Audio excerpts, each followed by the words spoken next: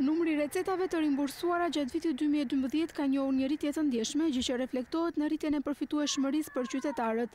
Sipas drejtoreshës së Institutit të Sigurimeve të Kujdesit Shëndetësor, Elvana Hana, rritja e përfitimeve nga rimbursimi, si dhe e numrit të barnave që i shtohen listes, u ka ardhur në ndihmën kategorive në nevojë.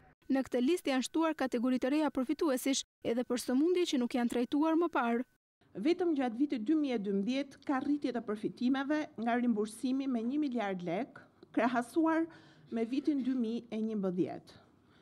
Është rritur numri i recetave të rimbursuara me mbi 322.000, duke nënkuptuar rritjen e përfitueshmërisë nga popullata që përfiton medikamente të rimbursuara.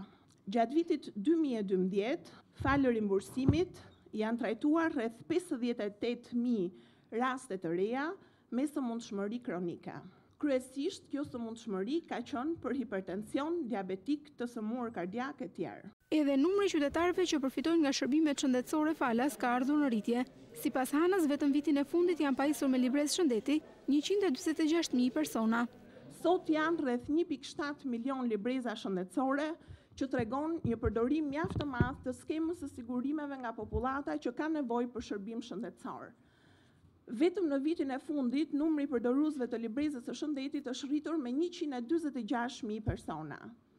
Sa i takon shërbimit spitalor, vetëm në një vit janë kuruar në spital rreth 670.000 vet, nga të cilët 241.000 janë të shtruar dhe 432.000 janë urgjenca, duke u kryer brenda vitit 52.000 operacione, 28.000 prej tyre janë vetëm në kirurgji. Sipas ministrit të shëndetësisë, fondet e akorduara nga qeveria për sistemin shëndetësor kanë ardhur në rritje dhe synojnë përmirësimin e cilësisë së shërbimit të ofruar për pacientët.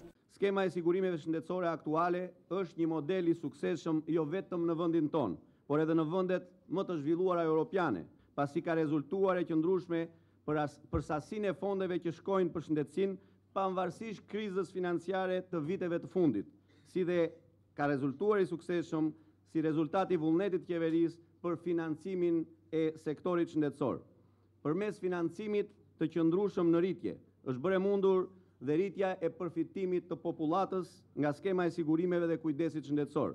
Në fund të muajit mars do të implementohet ligji i ri i sigurimeve shëndetësore, i cili do të përcaktojë qartë çdo paketë shërbimi që do përfitojnë qytetarët, si në shërbimin parësor ashtu edhe në atë spitalor.